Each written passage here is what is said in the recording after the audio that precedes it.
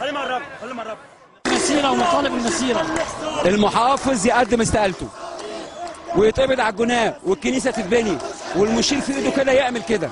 لو ما عملش كده هو عارف ايه اللي ممكن يحصل. والمحافظ لو ما قدمش استقالته مسافه 48 ساعه هيموت موته شنيعه. يقولوا لست هي مش كنيسة، ده كنيسه والمحافظ ده كذاب ويجي يواجهني وانا اديله باللي في رجلي. ادي للمحافظ ده باللي في رجلي. كذاب وحط صبعي في عينيه. صام ولا مسيرة؟ ده كذاب وحط صبعي في عينيه.